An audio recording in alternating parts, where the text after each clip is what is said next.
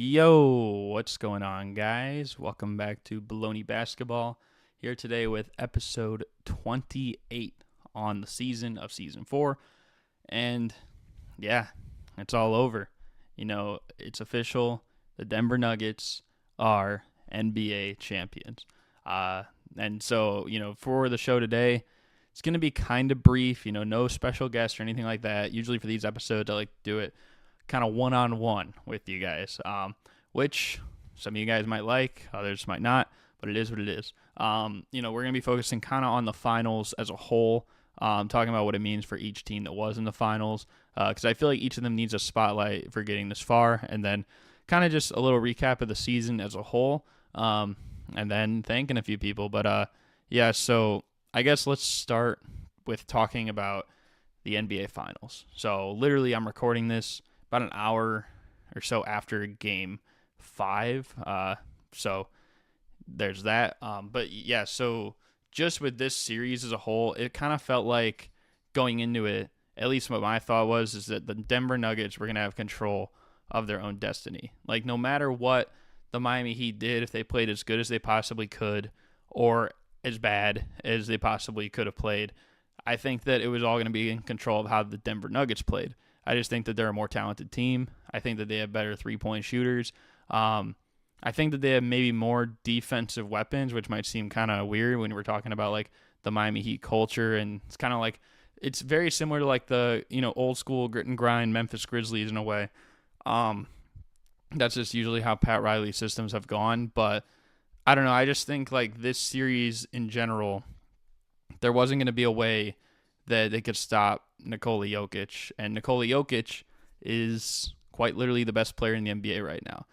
Some people might disagree. Some people still might say it's Giannis. Others might say it's Durant or Curry or Kawhi or I don't know. Like maybe there's some LeBron fans that say LeBron still. But I just think that at this point we got to recognize that Nikola Jokic has improved as even a defensive player. And in this series, it made it kind of hard because you couldn't exploit that. His hands were always active, especially when they drove inside, like multiple times Gabe Vincent or Max Strus or, Duncan Robinson. Like those guys were having a hard time making anything really work in the paint. Especially like Bam sometimes like in the high post, he was having trouble with that as well. And I think like that really made this series maybe more decisive than it should have been.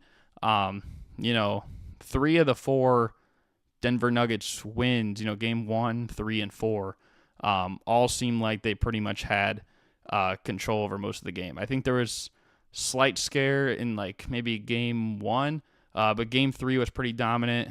Game 4, I know the Heat were kind of pushing, like coming back, but it just felt like the Denver Nuggets had control of it all. Game 2, Miami did get, and respect to them because nobody wants to be on the opposite side of a sweep because everyone's going to remember you for the wrong reasons. So definitely respect for them not going down in a sweep. It was kind of similar to, I would honestly compare it to the last time an 8 seed made the finals, and that was in 1999 with the New York Knicks. And they made it to the finals. They lost to the Spurs in 5 games, same as this year. But they also had like an injured Patrick Ewing, who was one of their key players. And like the Miami Heat, their key players like Jimmy and Bam, like they were healthy, but at the same time, like Tyler Hero wasn't. I believe for game 5, he was actually able to play, or he was like kind of questionable going into it. So there was a possibility he might have played. But I think they made the right decision by not playing him because you don't want to, like we saw what happened with Kevin Durant in 2019. And in game 5 where he came back when they were down 3-1, and then it basically just ruined his whole next season. And at the same time, the Warriors didn't even win that series. So I think that Spoelstra probably made the right decision by not playing him today. I don't think it really would have helped much at all.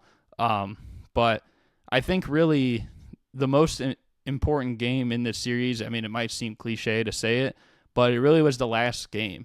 And like it was just a telling tale, I think, of why the Denver Nuggets deserve the championship. Because I mean, personally for me, watching as a non-Nuggets fan or a non-Heat fan, there were a lot of questionable calls probably being made throughout the game, especially in this one, like maybe stuff that wasn't even fouls. And you could argue that on both sides, but I think the most notable one is probably the foul on Aaron Gordon when Jimmy Butler took a three and he like kicked his leg out, and they still called that a defensive foul and a shooting foul too.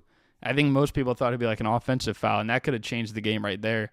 But as Eric Spoelstra said, like the Heat don't like to do things the easy way, echoing kind of what Joe Mazzulla said and Jaylen Brown said when they played Boston last round. And it felt like in Game 5, the Nuggets were not doing anything the easy way either. So I don't know. I just think it was still a very interesting series. I mean, maybe some of the other games could have been more close or more competitive. I don't know where I'd rank it as an NBA final series in terms of competitiveness, because probably Game 2 and Game 5 were really good. Game 4 was solid most of the way. And then Game 1, like I said, the Heat almost found themselves back in it. But, it just feels like the Nuggets had a more complete team. Jamal Murray, all playoffs long, has been like an elite closer for them. I know Game 5, he really wasn't as great. Really Game 4 either. But most of the playoffs he has been. And then Aaron Gordon really came up big too. Getting the rebounds, making the defensive plays. And I think in the closeout game, and I kind of expected that Michael Porter in the closeout game would be, I guess, like the most important player, which might, like, I don't want that to be misinterpreted, because obviously Jokic is the most important, most valuable player for the Nuggets. But if Michael Porter Jr. is having a good game, like, that's huge, for the Nuggets to win that. And I think that was huge tonight. Bam played well for the Heat. Lowry played pretty decent as well in this game. And Jimmy Butler played kind of bad for 3.5 quarters. I know, like, the last couple minutes, he started making a couple shots and started getting a little bit of rhythm. But then, of course, the last 30 seconds, he had a crucial turnover and a crucial miss from three. Two chances, I guess, to potentially win the game or at least tie it and force overtime. So this was a very, very interesting final series. I don't know where I'd rate it on a scale 1 to 10. Personally, for me, I like different things. So just off that alone, it's going to get a huge boost. It could have been maybe more competitive. So I'll give it a nice, 7.5. But it is cool to see, Denver finally hoisting up the Larry O'Brien trophy. And as for, the Miami Heat, they can't hold their heads too much as an 8 seed. This whole season seemed like a terrible season for them. And I think at least for Udonis Haslem, who's going to retire now, he can't be too disappointed either. When he came into the playoffs, he probably thought, we're maybe making one round max. That might have been his realistic expectation, is just get in the playoffs, make it competitive. And the fact that they made the NBA Finals, I think that's, huge for him, kind of going out as close to on top as you probably could have asked for. I'll just leave it as that. But, excuse me. But yeah, I kind of want to dive into how this kind of looks for each team moving forward. So kind of just diving into what this means for Denver. Starting, I guess, with Nikola Jokic, who now we got to consider Nikola Jokic an NBA champion. What this means for him with, his comparison with all the other centers in the league. Most notably, he's compared to Joel Embiid, this year's MVP.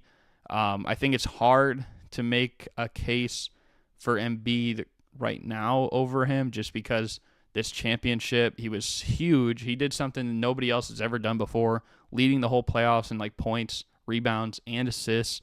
And just think about all the great players that have won championships and how many they've won. Jordan's won 6, LeBron's won 4, Kobe's won 5, Shaq's won 4, Bill Russell's won 11. You know what I mean? So the fact that all these guys, Kareem's won 6, Magic's won 5. The fact that all these guys have won this many championships, they've had this many chances to do it.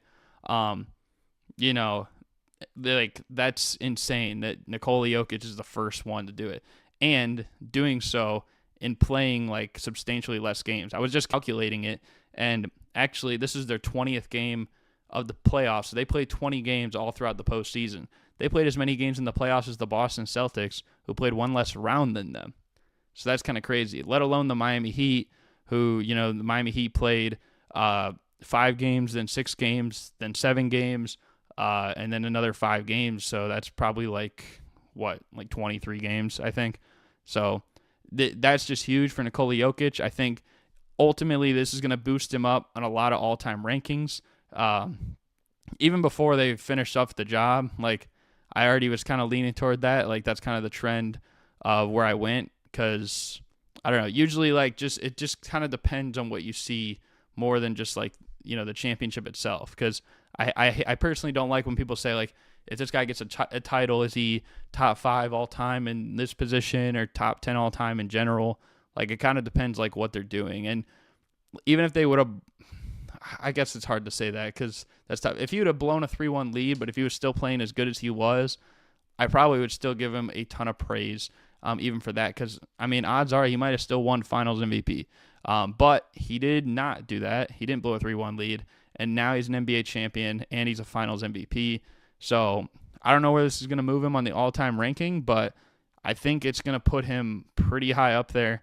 At the very least, I'll say, and even before this playoffs, like my top 50 list I dropped a couple years ago, like he would have been on it before the playoffs. Now he's even going to be higher after these playoffs for sure.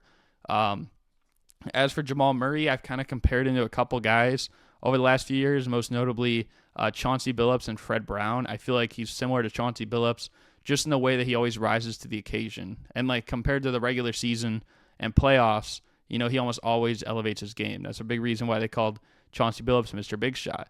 And I think it's very similar to Jamal Murray in that sense. And I think he's also similar to Fred Brown because, Fred Brown, they called him Downtown Fred Brown because he'd take a lot of jump shots back in the day, but also like he would take these shots that it was like almost remarkable, like especially back then for that time. And he also doesn't really have the accolades that Jamal Murray does either. He's an NBA champion though, which is Jamal Murray too. So I feel like they're very similar in that sense. I think he's also a guy you could rely on down the stretch of games, and he's a guy who one time led the whole playoffs in scoring. Jamal's never done that, but I mean his scoring output in the playoffs, I mean we saw what he did in the bubble, we saw what he did in 2019, and now we just saw, I guess, what he did in this playoff run. So you got to give him a ton of credit too. I think he's definitely going to be a guy that's remembered no matter what now because of this run. Like think back to like older championships, even if they're like not superstar players, and maybe if they're like weird second options, like if it was the Portland Trail Blazers, like Bill Walton was the main guy, but people still remember like Maurice Lucas and stuff like that.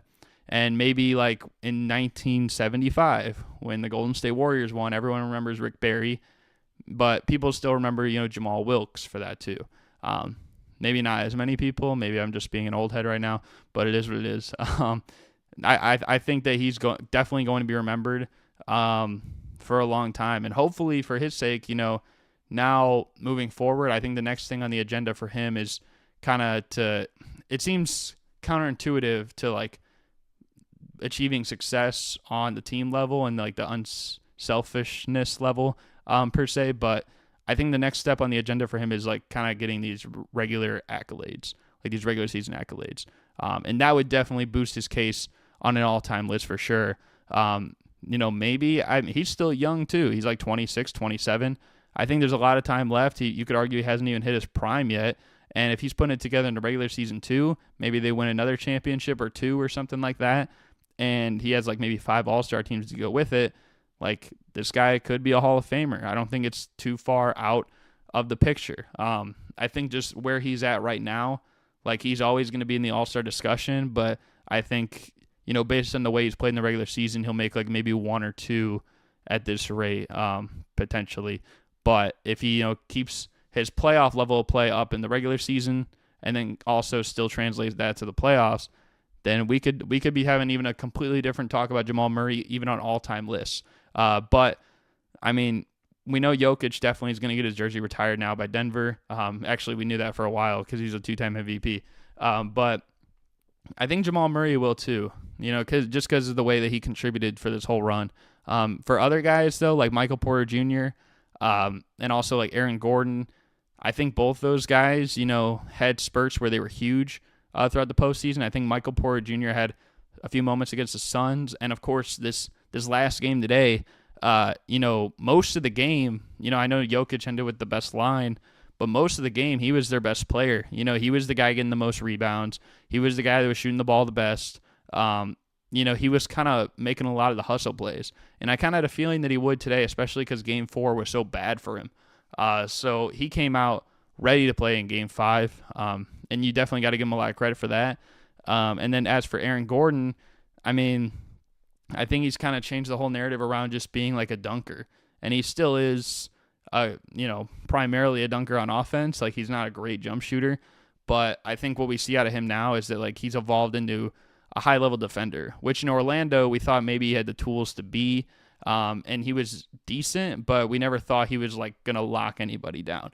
Now in Denver, we saw him get like the Jimmy Butler assignment. We saw him get the Kevin Durant assignment, the LeBron assignment, guarding Cat some, you know what I mean? So I just think it's big for him, and it helps him as well moving forward. And he's also still young. He was in all-star discussions this year, so maybe he could make one or two over his career as well. And that would be big for him, especially when it comes down the line like 20, 30 years from now. Like, people are definitely going to be talking about Aaron Gordon if that's the case. But, all four of those guys, they're on contract for not just next year, but the year after that as well. So they're going to have at least 2 more years with their 4 best players. Now, as for the rest of these guys, like KCP, he's on contract next year too. So the chemistry of their starting lineup should all be back next year. That's why they're going to be just as big of a threat, if not more, next year. Because I think now maybe the pressure's a little relieved, but they still probably feel hungry just because they're going to be playing in Denver. And, people still aren't going to be giving the same respect to them because it's not a beautiful city like LA or San Francisco or, anything like that. Like, it's not as big of a market or anything either. So I think that definitely plays a part. They're going to have Christian Brown back. I thought he played pretty well. They can easily get Jeff Green back on maybe a minimum. I think the only guy they got to worry about is Bruce Brown, and I think it's possible they could bring him back. It just depends what he's looking for. I don't want to diminish what he did in the playoffs. I do think that maybe there are people out there, there are avenues out there that they could get to replace him potentially. But at the same time, like, he was huge for them. Like in Game 4, like, I don't know if they win that if he doesn't go huge down the stretch of that game. And also, like, he basically took D'Angelo Russell out of the picture in the Lakers series. Like, he was completely in his head, and you could tell. And he just had made like big moments throughout the whole playoff run that it's going to be hard to retain him, especially because last year he was big with the Nets in the playoffs, even though they got swept, and this year he was big again. So for their sake, hopefully it won't cost them too much. But I guess now we can move on to what this means for Miami. Starting with, I think, Eric Spoelstra. Well, I guess I didn't even talk about Mike Malone, which I think is huge for him. I won't say too much, but I think it is great for him that he is an NBA champion now because he's been in the game for a long time. So props to him. Props to Denver for sticking with him. But now I think for Miami's side, I think that Eric Spoelstra, at this point, like, we have to acknowledge him as arguably the best coach in the NBA. To get this far with as bad of a season as they had, I know last year they were the 1 seed in the East, so to most people, even though the Heat were an 8 seed this year, it felt like they were maybe the 4th or 5th best team in the East. And even like that's kind of how I felt. Like, no disrespect to the New York Knicks, no disrespect to the Brooklyn Nets, the Atlanta Hawks, but come playoff time, I probably would have had more faith in the Miami Heat than any of those teams.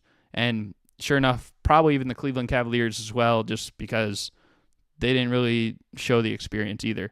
And especially, when Giannis went down, and they got past them, they probably knew coming into the Knicks series that things were going to be, not nearly as bad, and they kind of proved it.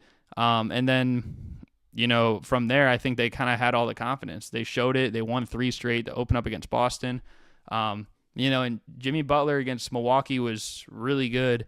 I think as the playoffs went on, I think he started to get a little fatigued, and it's had people questioning if he can be the primary guy on a championship team. And I think the answer to that is still no, which might be harsh for Miami Heat fans. But I don't know. I just feel like, and I've received criticism from this. I know people don't like to hear it from me. Like I was saying, I had a whole thing before the playoffs where I was saying, Jimmy Butler, he gets way too much praise for the postseason. And most of the playoffs, it looked like he was kind of shutting me up.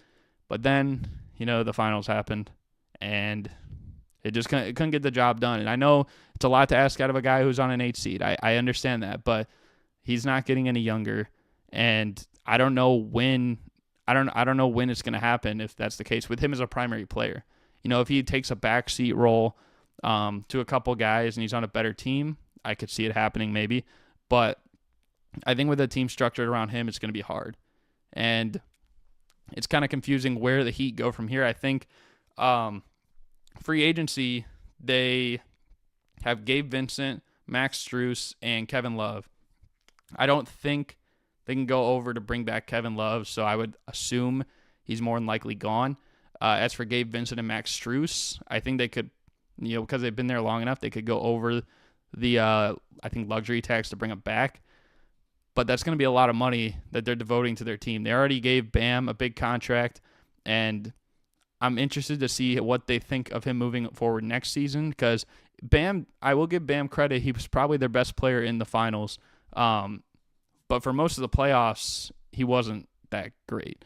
And so you can't kind of be a no-show for several series and then be a big-time show for one series.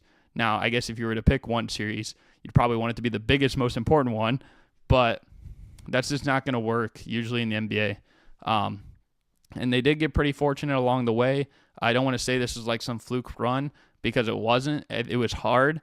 Nobody could have expected them to be in the finals, and that's why most people didn't. And they proved a lot of people wrong as a team. I think Kyle Lowry, I wouldn't say saved his career, but he made people think twice about him too, for people saying that he was washed most of the year. He took a backseat coming off the bench near the end of the year, and it paid off. And I think moving forward next year, it should be interesting to see what his role is. And it seemed like as the playoffs went on, he got more confident. I'm just interested too in seeing what Victor Oladipo, how he's going to look, because he did get injured early in the playoffs. Same thing with Tyler Hero. And he also got paid big too. So if they want to bring back maybe guys like Gabe Vincent or Max Strus, they might have to move on from Tyler Hero, which might seem tough, but they also might be asking themselves like, hey, we got to the NBA Finals without him. So maybe we don't need to rely on him. Maybe. But overall, I think Duncan Robinson played well in the playoffs. It's going to be tough not seeing Udonis Haslem wearing a uniform anymore. We haven't seen that in 7 years anyways. Never mind. No. I don't know what's going to happen with him. Maybe he'll probably be like a player consultant or something like that on the sidelines, but I don't know really what to expect from Miami's side. I think they have a lot of questions to answer, because they're not going to be the favorite to come out of the East next year, even though they just made it this year, because their primary player, Jimmy Butler, is not getting any younger, and they have some older players on that roster too. A lot of injury-prone players too. We saw Hero get hurt. Lowry's injury-prone. Jimmy always misses a decent amount of games in the regular season. Oladipo. So we'll have to see, I guess, what happens for them moving forward. But I don't know. I think that it's going to be a really interesting offseason for them, and I think everyone should be looking at them very closely. But I guess we could move on to the next topic here, and that is kind of just something that I saw on social media where it was kind of like a viral tweet where someone's like, nah, like this is the funniest NBA season ever. And kind of just thinking back to the season, I would probably have to agree. Like there were so many weird things that happened this season, and I just put like a few of them down, like some of the big ones. I think one of the funniest ones was LeBron complaining for the missed call in Boston at the end of the game. Like that one was straight up hilarious. Like I've watched LeBron get upset many times. complaining whether it was justified or not to the refs, but I don't know if I've ever seen him get that heated. So that was just a good laugh. And I think in the same game, Patrick Beverley showing, I believe it was Eric Lewis, the camera of the play of the foul, and then he got a technical for it. But, that's just Patrick Beverley doing Pat Bev things, which I thought that was a good laugh too. I think also, even though this one was kind of more dangerous, Draymond stomping on Sabonis's chest, which, in the moment seemed kind of ridiculous. It also is kind of ridiculous that he did get suspended for the reason he did. If they wanted to suspend him for that, that's totally fine. But the fact they suspended him for prior actions, like over the years, that seems kind of wild, I guess, because they already tried that, like, in 2016, but that was kind of the rule in place. Like, you had to do stuff that season. So that's kind of crazy. I think Killian Hayes knocking out Mo Wagner when he wasn't even looking, that's also a strong contender of something that was ridiculous. Good thing nothing like serious happened, but it was just funny because it was like two really bad teams, and it was like the most random beef ever, I guess. We also got, Dylan Brooks, all the dances he had this year. Like, he's been a meme the past couple years now, ever since the Grizzlies really took that step and were like one of the best teams in the Western Conference. And, just all his dances, his long hair, like in the one thing. There's literally a song, I don't know what the song's name is, but now every time it's played, people are like the Dylan Brooks theme song. And then him basically getting cut because they said they're not going to bring him back like now. Jimmy Butler, his long hair in the preseason. I just think that was kind of silly. It just looked ridiculous. And then Rudy Gobert fighting Kyle Anderson on the last day of the regular season. Then he got suspended in the playing game against the Lakers. So that was kind of funny. Maybe not if you're a Wolves fan, but as an outsider, it was kind of funny. Grant Williams saying, "I'll make them both," to Donovan Mitchell at the free throw line, and he proceeds to miss them both, and then they proceed to lose in overtime. That one was that one was kind of crazy. And then, Kawhi calling an offensive foul on his teammate. I think it was Eric Gordon, who like lowered his shoulder trying to draw a foul on a three, and like literally right in sync with the official. That one was crazy. We got the Shannon Sharp moment at the Lakers-Grizzlies game. That one was kind of crazy, just him taking on the whole team. D.R. DeRozan, with my Chicago Bulls, helping my Bulls eliminate the Raptors, which is kind of crazy that our biggest win of the season, we only won because of a little kid. It's insane. Ime Udoka's situation before training camp, which is still so bizarre and like kind of, I guess, closeted. Like, we don't even really know the whole details of what happened still, which is fair because it's not supposed to be like revealed like that, but it's just kind of crazy because, I feel like that kind of put a whole wrench in the Celtics season. Even though they still went far, maybe they would be champions this year. We don't know. I think John Morant, his Instagram lives had just been crazy, and just the whole season long, like saying I'll be fine in the West and everything. We had Cam Thomas with 3 straight 40 pieces. Nobody could have predicted that. And then probably the last one, I'll end it on a Bulls one when Ayo Dosunmu hit a game winner and our whole team celebrated on top of John Collins. That one was pretty funny. But yeah, so definitely a very funny season. And I guess now I'll just run through all the guests in the season, just to thank them once again. Starting off with Hindo, my guy. Big shout out to him being on episode 2. And then we got Coach Evan on episode 3 from the He's on Fire podcast. My guy, Brandon, also known as Sam Darnold's forehead. Big shout out to him. We've done many collabs before. My guy, Willie G, which extra shout out to him because his Denver Nuggets are NBA champions. My guy, Michael, also known as Thea, on episode 6 as well. Of course, my guy, Suns Geek. Big shout out to him. My man, Rom 2.0. Big shout out to him as well. That was the Bulls themed episode. My man, John, also known as Clutch Talk. Want to shout him out too. Of course, my guy, Xander, joining me for the Christmas special, just like the year before. Reek Knows Hoops. Also my guy. All these guys are my guy, if you haven't noticed by now. But, big shout out to him. We talked about Donovan Mitchell scoring 71 that week. Jelson, big shout out to him too. Triple Play Fantasy.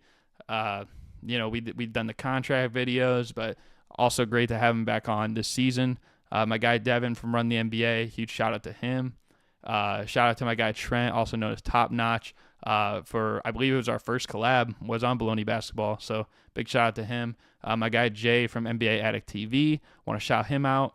Also my guy Price, big shout out to him.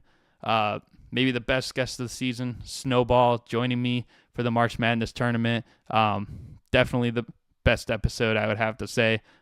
Sorry to the other guests right now, but it is what it is. Also want to shout out Sports Wikipedia. That was a big episode, I would say, talking about the King's Curse being over. My guy Gabe slid in. Huge shout out to him. Shout out to my guy A1 Hoops. He's been on every Bullony Basketball season, at least at one point. So that was epic to collab. Reliable Rants. That was our first, just collab with the two of us. So that was huge.